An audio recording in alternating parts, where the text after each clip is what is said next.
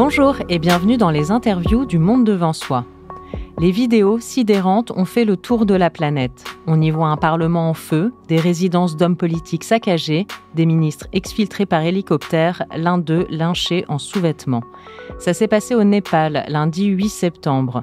La jeunesse s'est soulevée, a envahi les rues de Katmandou, la capitale, pour dénoncer la corruption et le népotisme de la classe politique. Quelques jours plus tôt, le gouvernement avait bloqué plusieurs plateformes, dont YouTube, Instagram, WhatsApp. C'était la goutte d'eau de trop pour la génération Z. En 48 heures, la rue a fait chuter le Premier ministre, le communiste KP Sharma Oli, qui a démissionné. L'armée a ensuite repris le contrôle, on dénombre 72 morts au total parmi les manifestants. Et vendredi 12 septembre, une nouvelle première ministre, par intérim, a été nommée, Sushila Karki, l'ancienne présidente de la Cour suprême. Elle a promis de répondre aux attentes de la génération Z jusqu'aux prochaines élections législatives prévues en mars 2026. Pour parler de ce soulèvement éclair, mais peut-être pas si inattendu, je reçois Blandine Ripper, chargée de recherche, rattachée au Centre d'études sud-asiatiques et himalayennes du CNRS et de l'EHESS. Bonjour madame. Bonjour. Vous êtes ethnologue et géographe, vous étudiez les dynamiques contemporaines au Népal et en Inde, d'un point de vue spatial, social, culturel, politique, religieux. Vous êtes notamment l'autrice de l'article « Un processus de mondialisation observé à l'échelle locale au Népal central, transformation agricole, économique, politique et sociale au bout du monde ». Alors, j'aimerais pour commencer, Blandine Ripper, qu'on revienne sur les acteurs, sur la première ligne de cette révolte, les jeunes. Ils se sont d'ailleurs réunis sous la bannière Gen Z, donc pour Génération Z, les moins de 26 ans, revendiquant leur jeunesse, dans un pays où le taux de chômage atteint près de 21% pour cette classe d'âge. Est-ce que c'était un mouvement de révolte qui couvait dans la jeunesse ?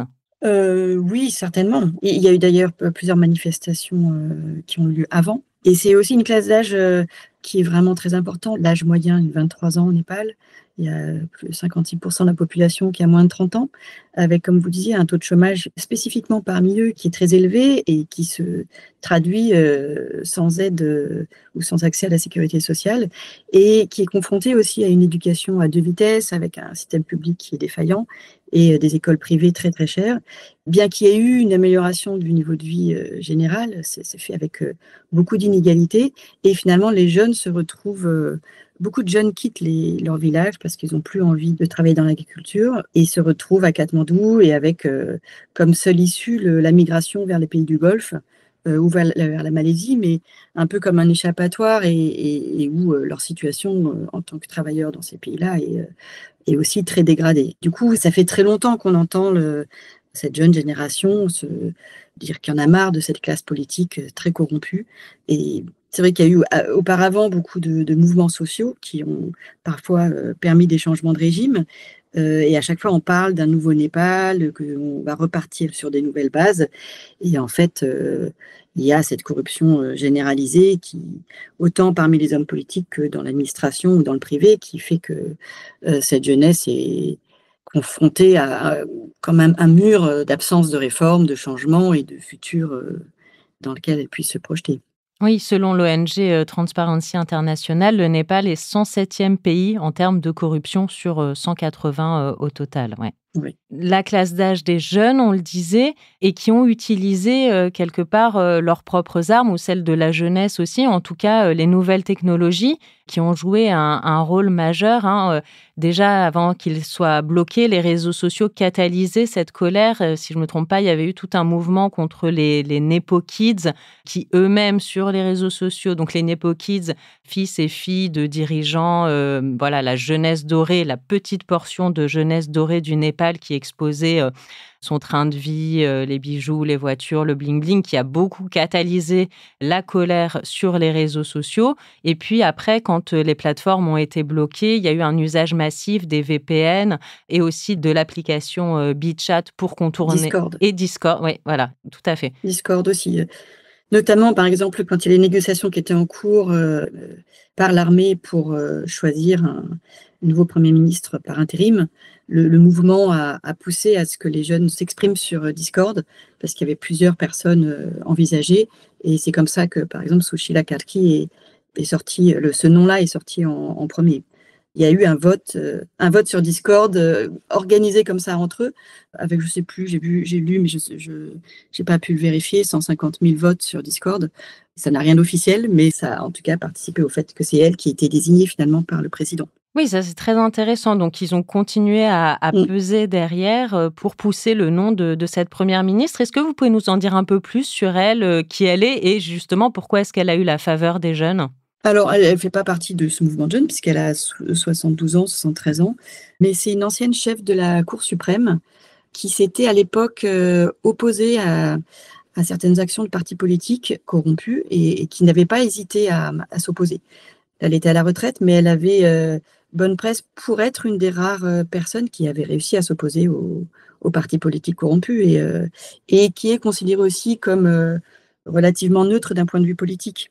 Voilà, donc elle avait laissé une bonne impression et alors il y avait aussi le nom de Balenchak qui sortait. Balenchak qui est alors lui pour le coup qui est un jeune, il a je sais plus 35 ans, quelque chose comme ça, qui est l'actuel maire de Katmandou, qui est un ancien, ingénieur mais aussi rappeur, apolitique, qui fait partie de cette génération Z et qui, pour la mairie de Katmandou a beaucoup travaillé autour du ramassage des ordures, de l'assainissement de certains quartiers et l'amélioration des écoles, par exemple. Et donc son nom sortait aussi, mais probablement certains voulant lui permettre en fait de candidater dans les prochaines élections plutôt que de s'attacher là à leur une tâche, je pense extrêmement difficile, d'organiser ces élections en 6 mois. Sucila Kalki s'est engagée à démissionner, en 6 mois, mais c'est vrai que c'est difficile de voir comment ça pourrait être organisé. On voit au Bangladesh, par exemple, Younous, lui, a étendu les délais aussi dans un contexte, différent, mais avec des éléments, qui se ressemblent. Là, la tâche s'avère, très difficile d'abord aussi parce qu'il va falloir, réparer les dégâts. Il y a eu une réelle mise à sac, une destruction systématique des lieux de pouvoir, pas seulement des lieux de pouvoir, des lieux de fonctionnement du gouvernement, des maisons d'hommes politiques, des prisons qui ont été ouvertes. On dit une demi-douzaine de grands hôtels qui ont été brûlés, sur les grands magasins, les centres commerciaux, les 28 Bad Batani, 21 ont été détruits. Donc c'est vrai qu'il y a eu une destruction assez systématique qui est un peu. Ça a se poser la question de savoir comment, c'est pas juste des dérapages, on pourrait dire. Donc, Mmh. Sushila Kalki a décidé de lancer une commission d'investigation pour, comprendre un peu qui était derrière, ces destructions, sachant qu'une grande partie de la génération Z s'est désolidarisée de ces destructions, en disant qu'eux, ils voulaient c'est un mouvement pacifique, que la police, a tiré sur cette manifestation pacifique, on en est à 72 morts maintenant et que suite à ça, il y a eu un pillage et une mise à sac qui aurait échappé à ce mouvement, des jeunes. Ça veut dire qu'il y a d'autres forces, d'autres, mouvements, d'autres groupuscules qui auraient pu, se greffer ou, profiter du chaos? Alors c'est difficile de savoir, si c'est le cas et précisément qui. Il y a pas mal de rumeurs qui circulent au Népal en ce moment. C'est pour ça que c'est important certainement qu'il y ait une enquête qui soit menée. Certains disent, que ce seraient les royalistes qui pourraient être derrière pour, tenter de reconquérir le pouvoir. Certains pensent à la Chine ou à l'Inde ou à des mouvements Madéchi, donc c'est-à-dire du sud du pays. Donc plus des tentatives de déstabilisation de l'État népalais, en fait? Ouais, ouais, tout à fait. Tous ces groupes-là auraient des raisons, hein, Mmh. mais savoir, si c'est le cas réellement et qui, en tout cas, il y a eu, voilà, beaucoup de déclarations de désolidarisation de ces mises à sac et d'ailleurs, tout un mouvement de population parmi les jeunes là pour, ensuite nettoyer les rues, pour tenter de réparer les choses, de rapporter des choses qui avaient été pillées. Il y a un large mouvement. Il y a aussi parmi cette génération Z, qui est un mouvement assez disparate, hein, qui n'a pas de leader, mais il y a notamment, les organisations non politiques qui en font partie comme, Ami Nepal par exemple, qui est, donc une ONG népalaise qui est dirigée par, Sudan Gurung, qui avait été créée au moment du séisme de 2015 pour aider les personnes qui avaient subi ce séisme et qui a aussi pas mal, agi pendant le Covid aussi qui agit en temps de crise pour aider les Népalais dans des phases critiques et qui faisait partie de l'organisation des manifestations avant que ça ne dégénère comme ça et qui se sont désolidarisés en disant, «Les pillages, c'est une infiltration de notre mouvement, on n'est pas responsable de ça». Mmh. C'est vrai qu'on peut être un peu surpris ou en tout cas se demander comment est-ce que les forces de l'ordre ou l'armée ont pu se faire, déborder si vite. En tout cas de l'extérieur en voyant les vidéos, c'est vrai que Mmh. qu'on s'étonne de l'embrasement de violence qui a pris comme ça. Est-ce que c'est aussi parce qu'éventuellement les forces de l'ordre étaient, impréparées, peu dotées, il peut y avoir ce facteur-là aussi? Oui, il peut y avoir ce facteur-là, mais aussi, dans l'histoire politique du Népal, c'est pas la première re 1 mouvement de masse face à laquelle l'armée ou surtout la police réplique, en tirant à balles réelles. Le mouvement, par exemple, de restauration de la démocratie parlementaire en 1990, il y avait des grandes manifestations et ça s'est, traduit finalement dans le sang. La chute du régime royaliste en 2006, également, il y a eu un grand nombre de morts avec la police qui tirait à balles réelles ou la répression, policière du mouvement Badeschi, c'est aussi dans le donc il y a, une manière qu'a la police d'agir face à des manifestants qui se répètent là. Et justement, je veux bien qu'on insiste un peu sur le point, historique que vous commencez à Mmh. dérouler là, puisque c'est vrai que le Népal, c'est une république qui est quand même relativement jeune, hein. Vous venez de le dire, la monarchie a été abolie en 2006. C'est le parti communiste qui réclamait le départ du roi, qui a instauré ensuite une république populaire au terme d'une guerre civile, sanglante. Est-ce que le mouvement de révolte qu'on a vu là en septembre 2025, on peut considérer que c'est peut-être le soubresaut d'une république, qui cherche encore son modèle, son mode de fonctionnement? Ça peut être d'une certaine vision, optimiste de, voilà, transition, démocratique et d'espoir, d'instaurer une république, plus saine, moins corrompue? Oui, tout à fait, mais alors vous disiez en 2006, la chute du pouvoir royaliste qui c'était déjà une démocratie parlementaire depuis 1990, Mmh. et même si c'était royaliste. Oui. Mais c'est vrai qu'à chacun de ces mouvements, 90, en 2006 et là, il y a comme une attente énorme de, maintenant on va tout changer et en fait, la classe politique depuis 1990, c'est à peu près toujours la même. C'est-à-dire que alors avec une instabilité politique très forte, hein, depuis 1990, il y a eu, 30 ministres, donc sur 35 ans. Kapi Sharma Oli, là, qui était, au pouvoir, jusqu'à la semaine dernière, c'était le 4e en 15 ans mais lui-même, c'était la 4e fois qu'il était au pouvoir. C'est-à-dire qu'il y a une espèce de rotation de quelques hommes politiques, des principaux partis politiques, au gré d'alliances parfois, contre nature. C'est-à-dire que les pires ennemis peuvent s'allier, juste pour avoir le pouvoir, et avoir même entre eux une entente de rotation. C'est-à-dire que là, c'était Oli qui était au pouvoir, mais il était entendu que c'était que pour 1 an et qu'ensuite il y aurait, son ennemi juré, mais avec qui il était là, allié.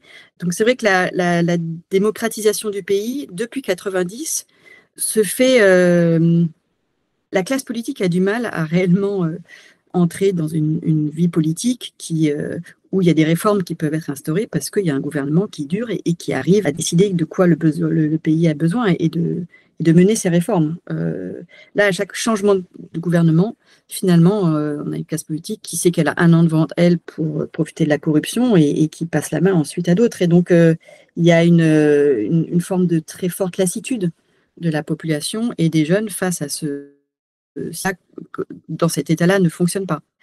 Alors pour des nouvelles élections, et pour changer ça va être difficile parce qu'il faudrait une autre classe politique, il faudrait mais qui ne pour l'instant, à qui on ne permet pas d'émerger. Alors, Balendra Shah, dont je parlais tout à l'heure est un contre-exemple, mais il y en a pas beaucoup d'autres.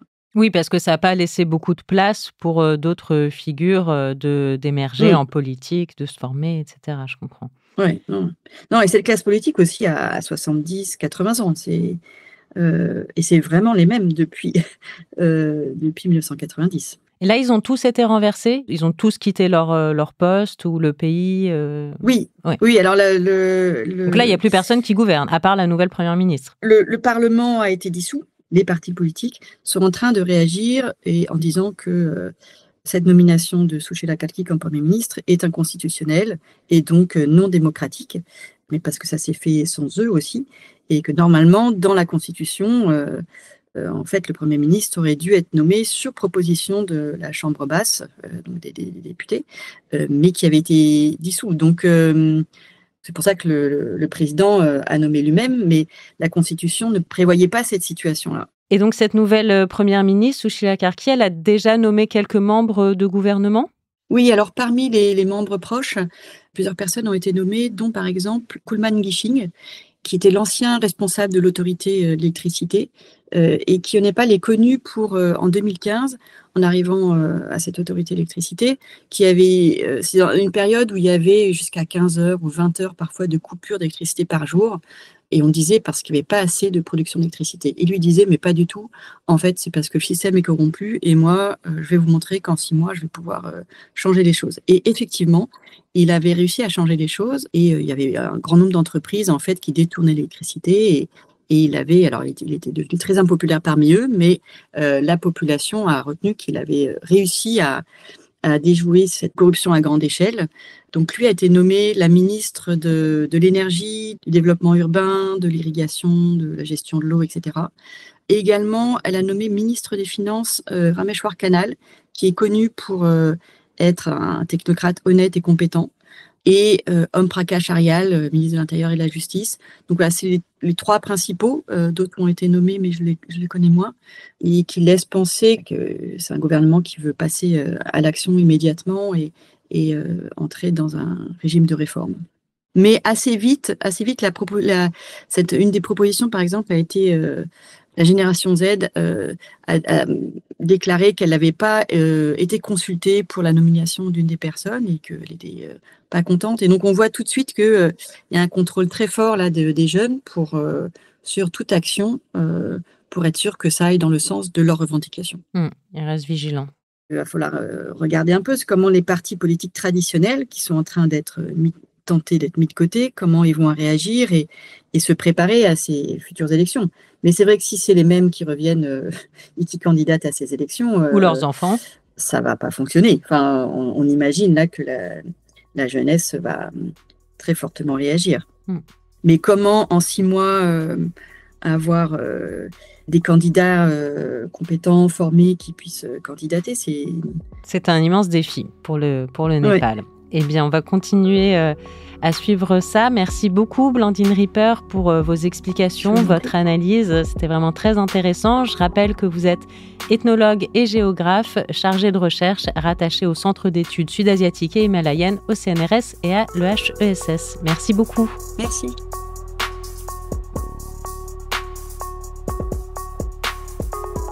L'interview du Monde devant soi est un podcast produit par Slate Podcast. Production éditoriale et présentation, Hélène Decomer.